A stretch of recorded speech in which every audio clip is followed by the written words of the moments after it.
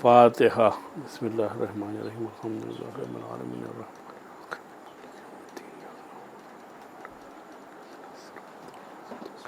صراط الذین انعمت علیہم۔ بسم اللہ الرحمن الرحیم، قل هو اللہ احد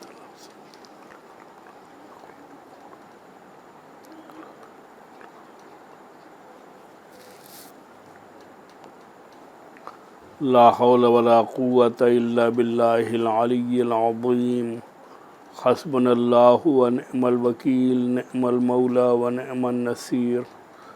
اعوذ باللہ السمیع العلیم من الشیطان اللعین الرجیم، بسم اللہ الرحمن الرحیم، الحمد للہ رب العالمین، والعاقبۃ للمتقین، والجنۃ للموحدین، والنار للعاصین والملحدین، والصلاة والسلام علی النبی الامی العربی القرشی المکی المدنی العبد المبید الرسول المسدد المصطفى الامجد، حبیب الہ العالمین ابی القاسم محمد، اللہم صلی اللہ علیہ وآلہ الطیبین الطاہرین المعصومین المظلومین، الذین اذھب اللہ عنہم الرجس وطہرہم تطہیرا۔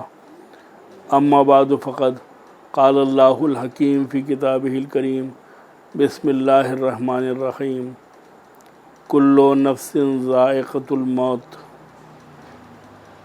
عزیزان گرامی، یہ مجلس ایک زن مومنہ مرحومہ سیدہ نسیم جہاں بنت مرحوم سید غلام عباس زیدی اور زوجہ سید امتیاز حسین زیدی صاحب کی ایصال ثواب اور ان کی برسی کی مجلس ہے، جو ایک شوہر نے اپنی زوجہ کی ایصال ثواب کے لیے یہ مجلس رکھی ہے۔ لہذا آپ حضرات سے گزارش ہے کہ ایک سورہ حمد اور 3 مرتبہ سورہ توحید یعنی قل هو اللہ کی تلاوت فرما کر مرحومہ نسیم جہاں بنت سید غلام عباس زیدی اور زوجہ سید امتیاز حسین زیدی صاحبان کی روح کو ایصال فرماتے ہیں۔ بسم اللہ۔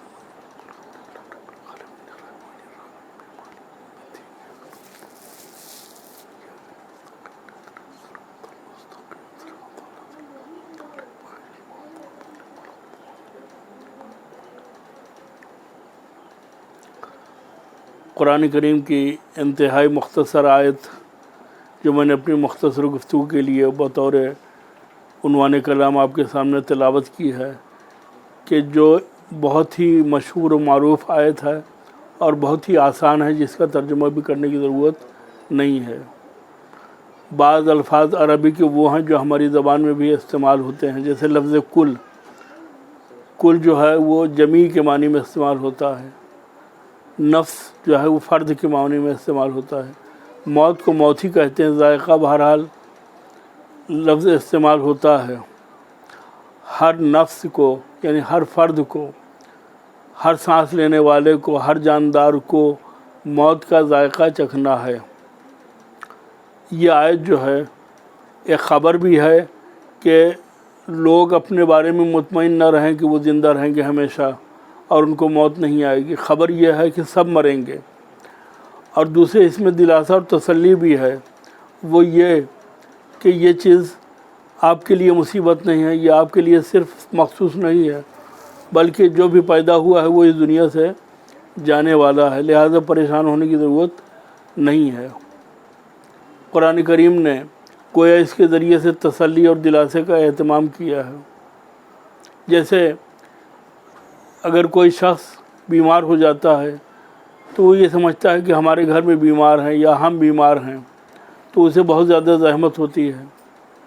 لیکن ایسے مہلک وبا کے دور میں جب ہر آدمی موت کو اپنے روبرو دیکھ رہا ہے، ایسے ماحول میں یہ مصیبت جو ہے وہ ایک آدمی کے یا ایک معاشرے یا ایک سماج کی یعنی پریشانی نہیں ہے، بلکہ سب کی پریشانی ہے۔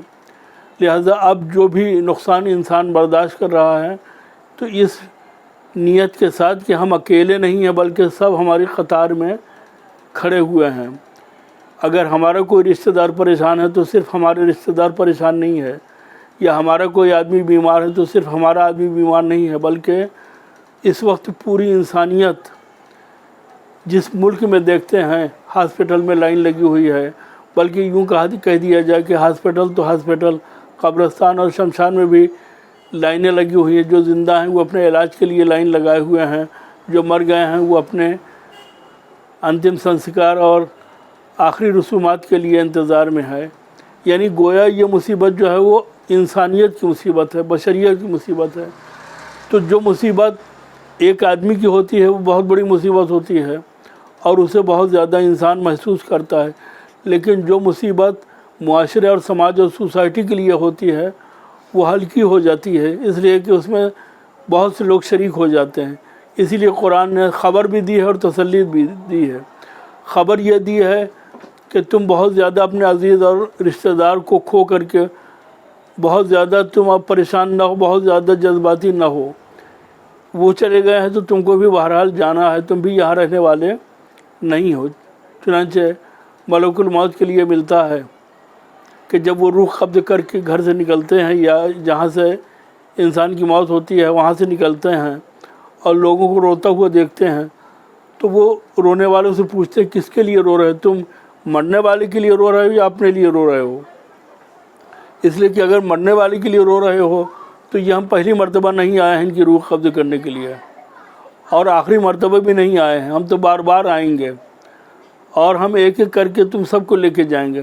لہٰذا تم اس کے لیے نہ رو، اس لیے کہ یہ تو گیا، اب تم اپنے لیے رو کہ تمہاری اپنی کیا آمادگی ہے، تمہاری اپنی کیا تیاری ہے۔ تو پتہ یہ چلا کہ کل نفس ذائقۃ الموت، یہ دلاسا بھی بن جاتا ہے کہ ہر ایک کو موت کا ذائقہ چکھنا ہے۔ البتہ اس بارے میں اختلاف پایا جاتا ہے لوگوں کے درمیان میں۔ بہت سے لوگ اچانک موت کو کہتے ہیں کہ اچھی موت ملی ہے، اس لیے کہ آدمی کو کوئی تکلیف نہیں ہوئی اور وہ اچانک اس دنیا سے چلا گیا۔ اور بعض لوگ یہ سمجھتے ہیں کہ جو لوگ بیماریوں میں مبتلا رہتے ہیں اور تھوڑا سا وقت گزار کر کے اس دنیا سے جاتے ہیں تو کہتے ہیں کہ بیچارہ بہت پریشان ہوا، بہت ویسی زندگی گزاری، بہت اس نے تکلیفیں سہی، گویا بری موت معاذ اللہ مرا۔ جبکہ اچھی موت یا بری موت کا معیار جلدی مر جانا یا دیر میں دم نکلنا نہیں ہے، بلکہ اچھی اور بری موت کا معیار جو ہے وہ انسان کی اپنی تیاری اور اپنے اعمال ہیں۔ کہ اگر ایک آدمی اپنی بلوغت کی عمر سے لے کر کے آخری لمحے تک اپنے آپ کو تیار رکھتا ہے، ایسے ہی ہے جیسے ایک آدمی اپنی اٹیچی تیار رکھے ہوئے ہے اور جب اس کا ٹکٹ آ گیا یا جب اس کے جانے کا وقت ہوا تو اس نے اپنی اٹیچی اٹھائی اور چل دیا۔ لیکن وہ آدمی کی جس نے تیاری نہیں کی، جب اس کو یہ پتہ چلتا ہے کہ ہماری ابھی تھوڑی دیر کے بعد فلائٹ ہے تو اب وہ ساری چیزیں ڈھونڈتا ہے، کپڑے تلاش کرتا ہے، تولیہ رکھتا ہے، صابن تلاش کرتا ہے، برش رکھتا ہے اور نہ جانے کیا کیا، چارجر اور موبائل اور سب کچھ وہ رکھنے کے لیے ادھر ادھر ہاتھ پیر مارتا ہے۔ لیکن بعض اوقات ایسا ہوتا ہے کہ جب وہ ایئرپورٹ کے راستے میں ہوتا ہے تو یاد آیا کہ فلاں چیز تو ہم نے نہیں رکھی، فلاں چیز تو ہم بھول ہی گئے۔ تو اگر انسان کی تیاری جو ہے وہ ابتدا سے ہو تو پھر وہ کوئی چیز بھولتا نہیں ہے اور ساری چیزیں رکھ لیتا ہے، ساری چیزوں کی آمادگی کر لیتا ہے۔ لیکن اگر فوری طور پہ اسے انتظام کرنا پڑے تو چاہے وہ کتنا ہی ذہین ہو، چاہے وہ کتنا ہی ذمہ دار کیوں نہ ہو، لیکن ایک منزل وہ آتی ہے کہ جہاں پر اسے پچھتاوا ہوتا ہے کہ ارے یہ چیز تو رہ گئی ہے، فلاں چیز تو ہم نے چھوڑ ہی دی، فلاں چیز تو ہم ڈھونڈ کے رکھ ہی نہیں سکے تھے۔ لہٰذا اسلام نے بالغ ہونے کی عمر سے لے کر کے آخری لمحے تک ہمیں حکم دیا ہے کہ اپنے واجبات کی آمادگی کرو، اپنے واجبات کو ادا کرو، محرمات سے دوری اختیار کرو، مکروہات سے قریب نہ ہونا، مستحبات کو ترک نہ کرنا۔ تو اب اگر ہم نے اپنی تیاری کر لی ہے اور اچانک موت آ گئی ہے تو اس کو بھی اچھی موت کہا جا سکتا ہے کہ بغیر کسی تکلیف کو سہے ہوئے، بغیر کسی زحمت کو اٹھائے ہوئے ہم اس دنیا سے چلے جاتے ہیں۔ لیکن اچانک موت اس اعتبار سے بھی یعنی دیکھی جا سکتی ہے کہ جب انسان بستر بیماری پر رہتا ہے تو اسے زندگی کے بہت سے ہم سے نجات مل جاتی ہے، اس لیے کہ جب انسان دنیا میں رہتا ہے تو بزی رہتا ہے، وہ مشغول رہتا ہے، اور اس کی مشغولیت کا عالم یہ ہوتا ہے کہ حتیٰ ہم اگر قبرستان بھی جاتے ہیں کسی میت کو دفن کرنے کے لیے تو سامنے بہت سی قبریں ہوتی ہیں، ایک تازہ قبر کھدی ہوئی ہوتی ہے اور اس میں ایک اپنے دوست یا عزیز کو ہم دفنانے کے لیے آمادہ ہوتے ہیں، لیکن پھر بھی ہمارے پاس جب فون آتا ہے تو ہم بازار میں ہوتے ہیں، ذہنی طور پہ ہم لین دین میں لگے ہوتے ہیں، یعنی مکمل طریقے سے قبرستان کو بھی ہم نظر میں نہیں رکھ پاتے ہیں، جو ہمارے لیے بعض اوقات عبرت کا سبب بن سکتا تھا، لیکن ہم اپنے آپ کو بازار میں پہنچا دیتے ہیں اپنے موبائل کے ذریعے سے، لین دین کی باتیں چلتی رہتی ہیں۔ لیکن جب انسان بستر بیماری کے اوپر رہتا ہے تو اسے موقع ملتا ہے اپنے بارے میں سوچنے کا، اسے وقت ملتا ہے اپنے اعمال کو دیکھنے کا کہ ہم نے کس سے کیا بات کی تھی، ہماری بات کا اثر کس کے اوپر کیا ہوا، کون ہم سے ناراض ہو گیا، کون ہم سے ناخوش ہو گیا، کس کو منانا چاہیے، کس سے معافی مانگنا چاہیے، کس کا پیسہ ہمارے اوپر ہے، کس کا قرضہ ہمارے اوپر ہے، ان تمام چیزوں کو سوچنے کا موقع مل جاتا ہے۔ یا فلاں واجبات ہم نے انجام نہیں دیے تو وصیت کرنے کا موقع مل جاتا ہے کہ اپنے اولاد سے، اپنے رشتہ داروں سے، کہ ہمارے جانے کے بعد کم سے کم ہمارے واجبات ادا کر دینا، ہماری نمازیں پڑھ دینا، ہمارے روزے رکھوا دینا، یا ہم نے مستطیع ہونے کے باوجود حج نہیں کیا ہے تو کسی کو ہماری طرف سے حج کے لیے بھیج دینا، یا تم ہماری طرف سے حج کے لیے نائب بن جانا اور مناسک حج کو ہماری طرف سے ادا کر دینا، تو اسے محاسبہ کرنے کا، حساب کرنے کا موقع مل جاتا ہے، توبہ کرنے کا موقع مل جاتا ہے۔ تو اس اعتبار سے بستر بیماری کے اوپر کچھ دیر بیمار رہ کر کے اس دنیا سے جانا جو ہے وہ اچھی موت ہے، اس لیے کہ اگر خدا کی بارگاہ میں ہم اپنے گناہوں سے توبہ کر کے اس کی بارگاہ میں پہنچیں تو اس سے بڑا کیا ہو سکتا ہے کہ ہم اپنے آپ کو پاک و پاکیزہ بنا کے خدا کے سامنے حاضر کریں۔ لیکن اگر اچانک موت آ جاتی ہے تو گویا انسان کو توبہ کا موقع بھی نہیں ملا ہے۔ تو میں نے یہی عرض کیا کہ اگر انسان کی تیاری ہو تو اچانک موت بھی اچھی چیز ہے، لیکن اگر تیاری نہ ہو تو ظاہر سی بات ہے موت جو ہے وہ خدا کے سامنے روبرو ہونے کا ایک ذریعہ ہے۔ انسان کو بہرحال اب مجبوراً جانا ہی پڑے گا، چاہے اس نے تیاری کی ہو یا نہ کی ہو، لیکن اگر تیاری کر کے جائے گا تو ٹینشن کے ساتھ نہیں جائے گا، بلکہ نفس مطمئنہ بن کے جائے گا، خدا کی بارگاہ میں خوشی کے ساتھ جائے گا کہ یہاں کی ساری مصیبتیں ختم ہو گئیں اور اب ہم خدا کے حضور جا کر کے انصاف اور عدالت کے ماحول میں زندگی گزاریں گے۔ اگر اس نے آمادگی کر لی ہے تو بہت خوشی سے وہ اس دنیا سے جائے گا، اس لیے کہ اب تک اہل بیت اطہار علیہ السلام کا ماننے والا جو ہے جن ناموں کو سن کر کے خوش ہوتا تھا ان کی زیارت نصیب ہونے والی ہے، اور وہ موت کتنی اچھی ہے جو انسان کو شوق کی بنیاد کے اوپر آئے۔ یعنی ہم جو زیارتوں کے سفر کے اوپر جاتے ہیں، وہاں جا کے قبے کو دیکھتے ہیں، مینار کو دیکھتے ہیں، زری کو دیکھتے ہیں، لیکن صاحب زری سے ملاقات نہیں ہوتی۔ لیکن اگر یہ پتہ چل جائے کہ قبر میں صاحب زری سے ملاقات ہونے والی ہے تو پھر انسان کے شوق کا عالم زیادہ ہو جائے گا۔ لہذا تیاری کی بنیاد کے اوپر اچھی یا بری موت کا اطلاق ہو سکتا ہے۔ اگر ہم حقوق کو ادا کر کے جا رہے ہیں تو ہمارے ذہن میں کوئی بوجھ، کوئی تناؤ نہیں ہے، لیکن اگر ہم حقوق کا بار لے کے جا رہے ہیں تو ظاہر سی بات ہے اچانک موت آئے یا دیر میں آئے، بہرحال ایک طرح کا پچھتاوا جو ہے، ایک طرح کی پشیمانی ہمارے دل و دماغ میں باقی رہتی ہے۔ خدا ہم سب کو زمینی اور آسمانی بلاؤں سے محفوظ رکھیں، اس لیے کہ آج کل یہ جو بلائے مہلک پوری انسانیت کے لیے چیلنج بنی ہوئی ہے، یہ سب کو یکے بعد دیگری اس دنیا سے اس دنیا میں منتقل کر رہی ہے۔ ہم مرنے کو مرنا نہیں کہتے، انتقال کہتے ہیں۔ انتقال کا مطلب ہے ٹرانسفر، یہاں سے دوسری دنیا میں منتقل ہونا۔ موت جو ہے وہ ٹرانسفر کا ذریعہ ہے۔ قرآن نے یہ بتایا ہے کل نفس ذائقۃ الموت، ہر نفس کو، ہر فرد کو موت کا ذائقہ چکھنا ہے، لیکن یہ نہیں بتایا کہ ذائقہ کیسا ہے۔ ظاہر سی بات ہے کہ ہر آدمی کی اپنی اپنی پسند ہوتی ہے۔ اگر کسی آدمی نے اپنی زندگی کو حقوق کو ادا کرنے میں گزاری ہے اور سارے فرائض سے سبکدوش ہو گیا ہے تو وہ ذائقہ جو ہے وہ میٹھا ہے. لیکن اگر اس نے فرائض کو انجام نہیں دیا، اس نے محرمات سے پرہیز نہیں کیا ہے، تو ظاہر سی بات ہے کہ پچھتاوے کے ساتھ وہ خدا کی بارگاہ میں پہنچے گا. لہذا یہ ذائقہ جو ہے وہ کڑوا ہوگا. لہذا موت کا اپنا کوئی ذائقہ نہیں ہے، مرنے والے کا اپنا ذائقہ ہے. اگر تیاری کے ساتھ جا رہا ہے تو یہ ذائقہ جو ہے احلی من العسل ہوگی، شہد سے زیادہ شیریں ہوگی. اور اگر تیاری کے ساتھ نہیں ہے تو ظاہر سی بات ہے یہ اچانک موت ہو یا بیماری کے ساتھ موت ہو، یہ انسان کو تناؤ کے ساتھ، ٹینشن کے ساتھ، پشیمانی کے ساتھ خدا کے سامنے حاضری دینے کا موقع ملے گا. ظاہر سی بات ہے تناؤ کے ساتھ اور پشیمانی کے ساتھ اس موت کو اچھا نہیں کہا جا سکتا.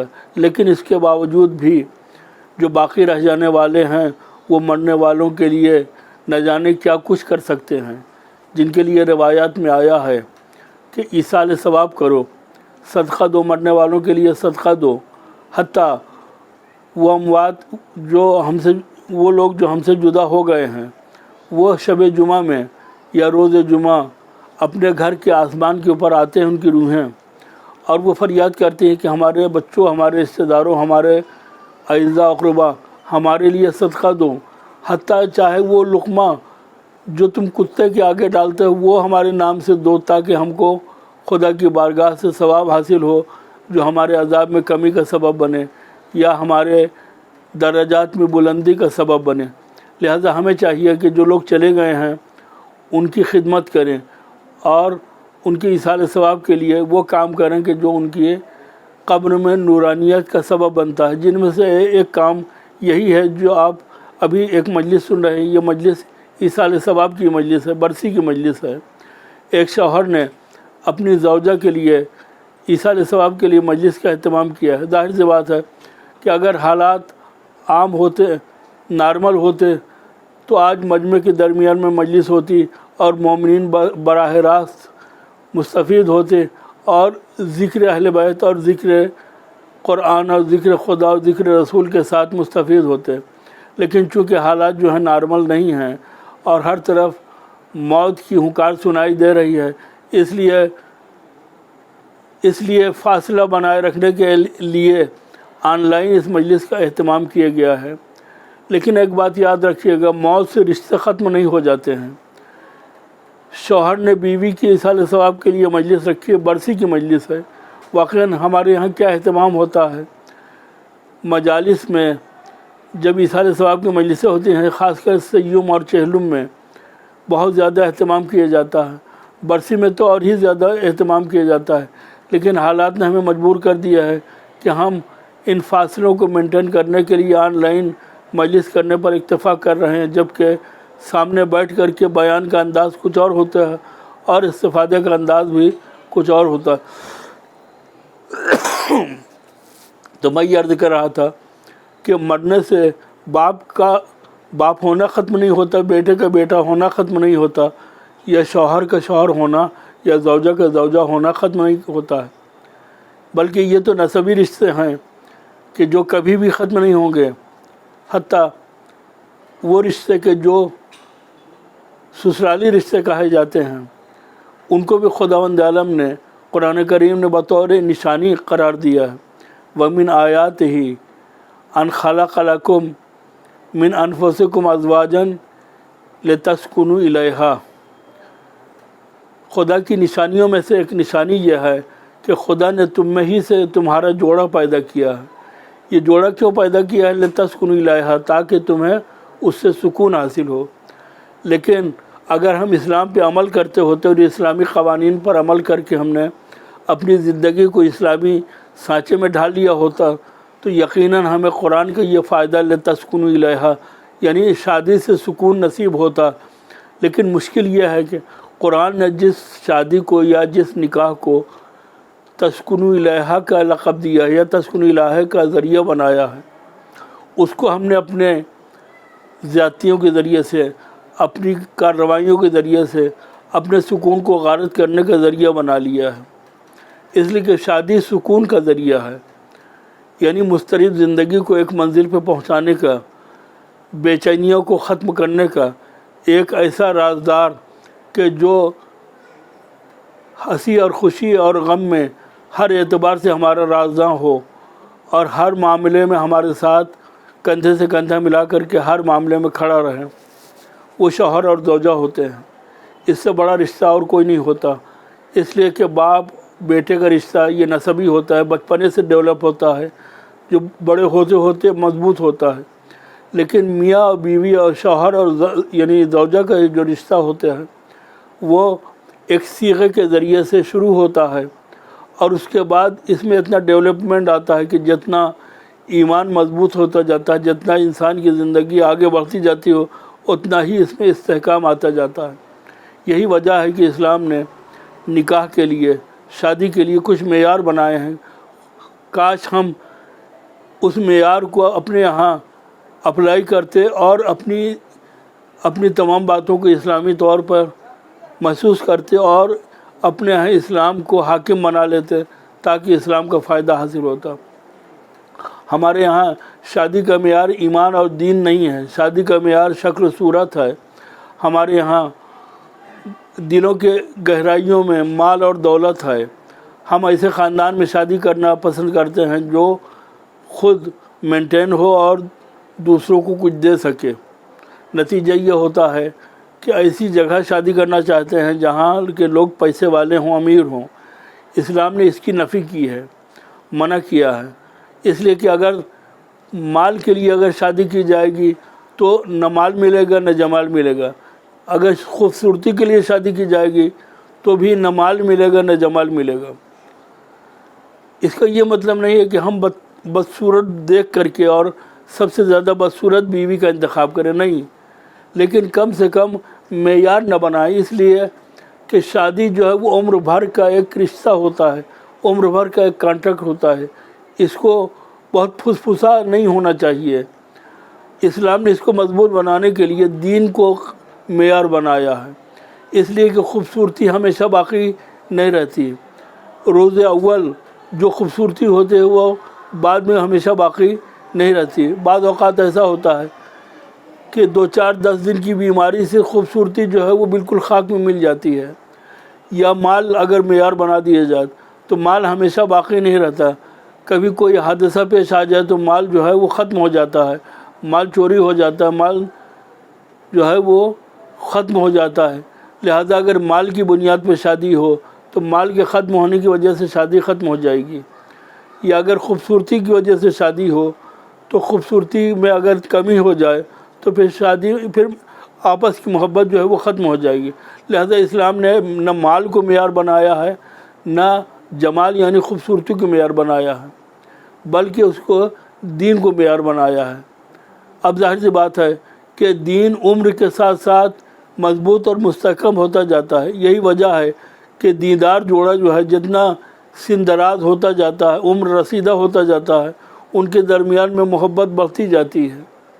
کیوں؟ اس لیے کہ سن کے ساتھ ساتھ ایمان میں بھی اضافہ ہوتا ہے، لہذا ان کے محبت میں بھی اضافہ ہو جاتا ہے۔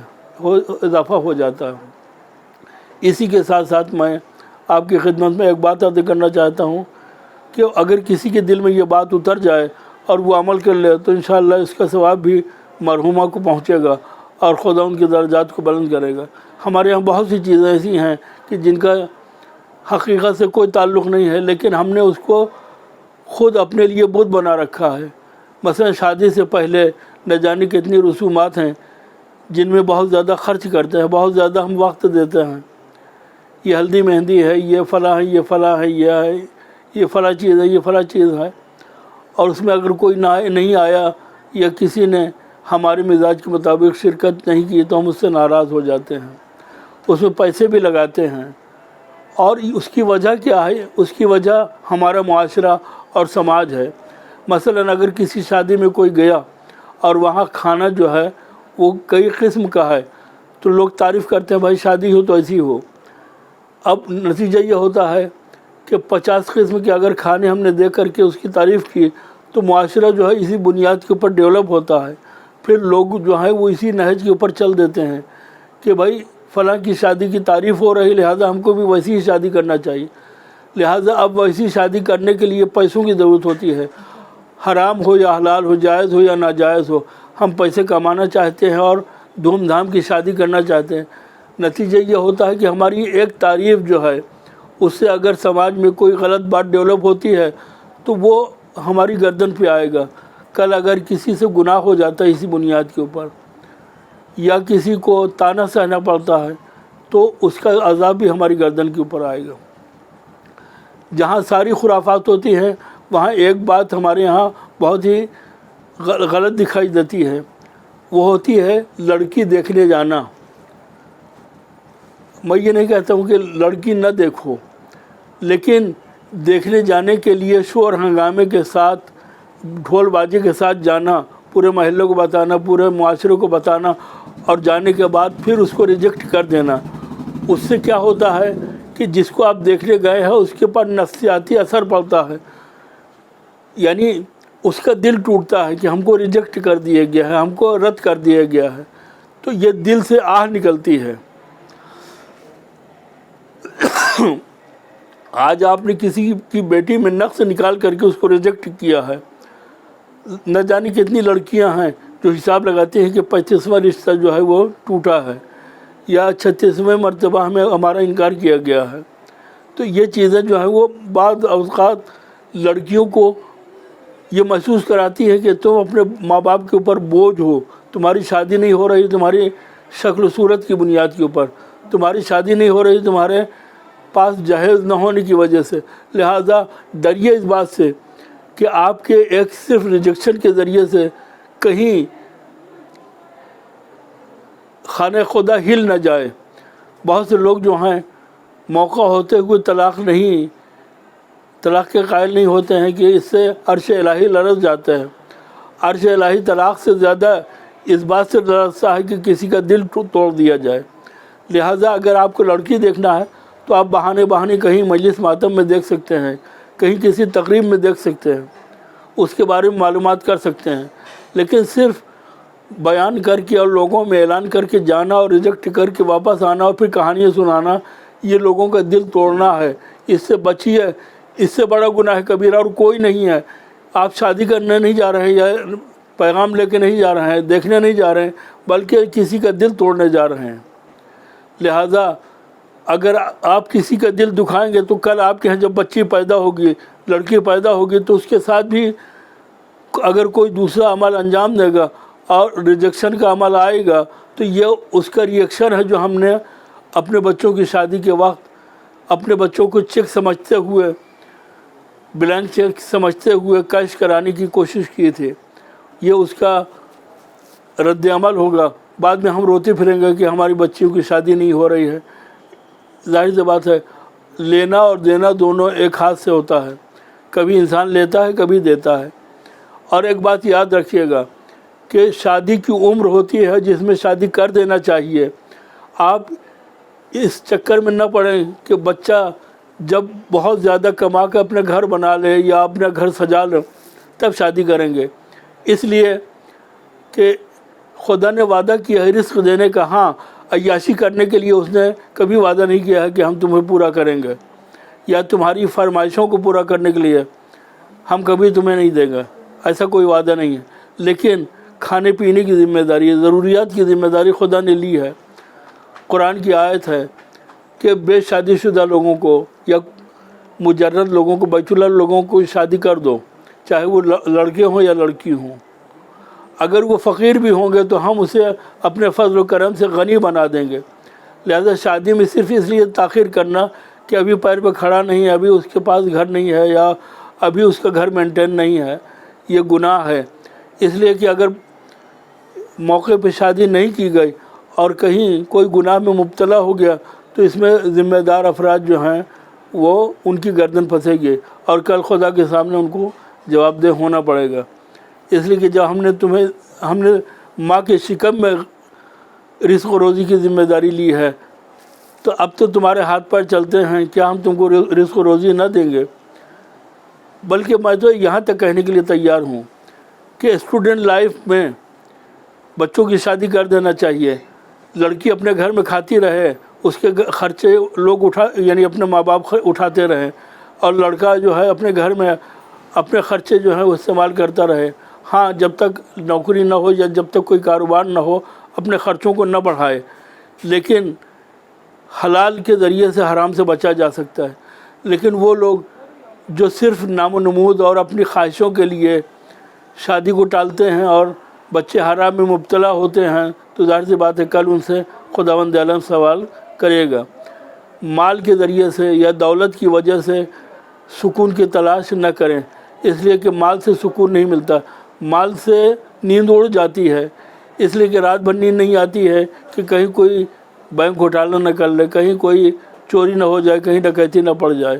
تو مال نیند اڑا دیتا ہے، مال سے نیند نہیں آتی ہے. بستر خریدا جا سکتا ہے، نیند خریدی نہیں جا سکتی ہے. چنانچہ ہم دیکھتے ہیں کہ اگر ایمان قوی ہے، اگر دین پایا جاتا ہے، اگر الہی محبت پائی جاتی ہے، تو گھر میں فاقے بھی ہوتے ہیں تو بھی کوئی ٹینشن نہیں ہوتا ہے. ایک شوہر دنیا میں ہے جو یہ پوچھتا ہوا پایا گیا ہے کہ فاطمہ تم نے آج تک کوئی فرمائش نہیں کی ہے، آج تک کوئی بات ہم سے مانگی نہیں ہے، کوئی چیز ہم سے مانگی نہیں ہے. اور ادھر بھی ایسی زوجہ ہے جو اعلان کر رہی ہے کہ علی تم نے گھرداری میں کون سی کسر چھوڑی ہے جس کی وجہ سے ہمیں فرمائش کرنے کی ضرورت پڑے. یعنی وہ بھی اپنی زندگی سے راضی ہے. اس کا مطلب یہ ہے کہ مال و دولت سے انسان راضی نہیں ہوتا ہے، بلکہ قناعت کی دولت ہے جس سے انسان راضی ہوتا ہے. لہذا انسان کو اپنے اندر سیری پیدا کرنا چاہیے. اگر سیری نہیں ہے تو دنیا کیا بلکہ پوری کائنات کی دولت بھی اگر دے دی جائے، قارون کا خزانہ بھی دے دیا جائے، تو سکون نصیب ہونے والا نہیں ہے. قارون کی دولت سے بڑی دولت کہیں نہیں پائی جاتی. خود قارون کو اپنی دولت سے سکون حاصل نہیں ہوا تھا. لہذا ہمیں چاہیے کہ اپنے اندر قناعت پیدا کریں. قناعت وہ مال ہے جو لا ينفد. مولا کائنات حضرت علی ابن ابی طالب علیہ السلام فرماتے ہیں کہ مال جو ہے اس سے انسان جو ہے وہ سیر نہیں ہوتا ہے، بلکہ قناعت انسان میں طبیعت کو قناعت جو ہے انسان کی طبیعت کو سیر کرتی ہے. اور جب انسان سیر ہو جاتا ہے تو پھر اسے لالچ نہیں ہوتا ہے. جیسے ایک آدمی اچھے کھانے کا عادی ہو، اگر اس کو اچھا کھانا پیٹ بھر کے کھلا دیا جائے، پھر چاہے اس سے بھی اچھا کھانا دے دیا جائے، وہ کھانے کے لیے تیار نہیں ہوگا، اس لیے کہ اس کا پیٹ بھر گیا ہے. لہذا اگر انسان دین اور ایمان کے اوپر چلے اور الہی نظام کو اپنے زندگی کا لائحہ عمل بنا لے، تو پھر اب اسے کوئی لالچ نہیں رہے گا. جب لالچ نہیں رہے گا تو پھر انسان میں قناعت پیدا ہو جائے گی. اس لیے کہ اگر کوئی لالچی ہے تو لالچی کے ساتھ رشتہ نہ کریں، اس لیے کہ آپ اپنی پوری دولت بھی دے دیں گے تو اس کی لالچ ختم ہونے والی نہیں ہے. حل من مزید وہ جہنم کی طرح آواز دیتا رہے گا کہ تم میرے پیٹ بھرو. اور اب جہنم کے پیٹ بھر سکتے ہیں لیکن لالچی لوگوں کے پیٹ نہیں بھر سکتے ہیں. لہذا قناعت پیدا کریں کہ جو انسان کو سکون عنایت کر سکتا ہے. یہ قناعت ہے جو علی کے گھر کا سکون بنا ہوا ہے کہ تم نے گھرداری میں کسر کون سی چھوڑی ہے جو ہمیں فرمائش کرنے کی ضرورت پڑے. ظاہر سی بات ہے شریک حیات کا یہ دنیا سے اٹھ جانا یہ بہت بڑی انسان کی جس کو کہتے ہیں مصیبت ہے. اس لیے کہ اگر کوئی رفیق حیات ہے، اگر کوئی شریک حیات ہے تو انسان اپنا دکھ درد اس سے بانٹتا ہے. ہم نے تاریخ کے جھروکے سے دیکھا کہ مولا کائنات پہ بہت سی مصیبتیں آئیں، بہت صعوبتوں کا سامنا کرنا پڑے، لیکن وہ ہمیں ٹوٹتے ہوئے نہیں دکھائی دیے. لیکن جب صدیقہ طاہرہ حضرت فاطمہ زہرا سلام اللہ علیہ کی شہادت واقع ہوئی تو علی ٹوٹتے ہوئے دکھائی دیے. علی کے انداز میں یہ دکھائی دیا کہ مسجد سے نکلے جب پتہ چلا کہ صدیقہ طاہرہ کی شہادت ہو گئی تو کئی جگہ آپ بیٹھے ہیں. علی جیسا بہادر، علی جیسا سب سکھن وہ مسجد سے گھر تک کئی جگہ بیٹھ کر کے سانس لیتا ہے، تب جا کر کے گھر میں وارد ہوتا ہے. یعنی اس شریک حیات کے دنیا سے گزر جانا یہ بہت بڑی مصیبت ہے. خداوند عالم تمام جوڑوں کو سلامت رکھے اور انہیں ایک دوسرے کا یار و مددگار باقی رکھے. اور صدیقہ طاہرہ سلام اللہ علیہ کے صدقے میں اور مولا کائنات کے صدقے میں ہر جوڑے کو خدا تمام بلیات ارضی و سماوی سے محفوظ رکھے. اس لیے کہ یہ بہت بڑی مصیبت ہے. پھر اس کے بعد انسان کو سکون نصیب نہیں ہوتا، تسکین نصیب نہیں ہوتی ہے. مولا کائنات صدیقہ طاہرہ کے سرہانے کھڑے ہوئے ہیں، ان سے گفتگو کر رہے ہیں، اور علی اپنی مصیبت بیان کر رہے ہیں کہ اے بی بی، جب ہم پر کوئی مصیبت آتی تھی تو ہم آپ سے بیان کر کے اپنے دل کو ہلکا کر لیا کرتے تھے، لیکن اب بتاؤ کس سے ہم اپنے دکھ درد کو بیان کریں گے. صدیقہ طاہرہ کی وفات مولا کائنات کی سب سے بڑی مصیبت ہے. آج جب تاریخ بیان کی جاتی ہے تو لوگ انکار کرتے ہیں کہ صدیقہ طاہرہ کو شہید نہیں کیا گیا، قتل نہیں کیا گیا. وہ کہتے ہیں کہ رسول کی بیٹی کو کون قتل کر سکتا ہے؟ ارے عقل کے اندھو، جو رسول کی بیٹی کے مزار کو ڈھا سکتے ہیں، جو رسول کی اولاد کو قبر میں سکون نہیں لینے دے سکتے ہیں، جو کربلا کو جلا سکتے ہیں، جو نجف کے اوپر حملے کر سکتے ہیں، جو حسنین کریمین اور اہل بیت اطہار کے مزاروں کو منہدم کر سکتے ہیں، جو اصحاب کے مزاروں کو منہدم کر سکتے ہیں، جو امہات المومنین کی قبروں کو بلڈوزر کے شکار بنا سکتے ہیں، وہ کچھ بھی کر سکتے ہیں. لہٰذا یہ وہابی دہشت گرد جو نجدی ہیں، جنہوں نے دہشت گردی کی ابتدا کی ہے، کل صدیقہ طاہرہ سلام اللہ علیہ کے گھر کے اوپر حملہ کیا، ان کا دروازہ جلایا اور جلتا ہوا دروازہ پہلو صدیقہ طاہرہ کے اوپر گرایا. ایک مرتبہ آواز آتی ہے، یا فضا الیک فخذینی والا صدر کے فصل ندین، اے فضا دوڑو میرا محسن شہید ہو گیا، اے فضا دوڑو میرا محسن قتل ہو گیا. فضا نے آگے بڑھ کر کے صدیقہ طاہرہ کو سنبھالا، پوچھتی ہیں بتاؤ میرا والی و وارث کہاں ہے، میرا امام کہاں ہے؟ کہا ان کے گلے میں رسن باندھ کر کے مسجد میں لے جایا گیا ہے. آپ اپنی تکلیف کو نظر انداز کرتی ہیں، سر پہ چادر رکھتی ہیں، مسجد پہنچتی ہیں. کیا دیکھا کہ علی کے گلے میں رسن بندھی ہوئی ہے.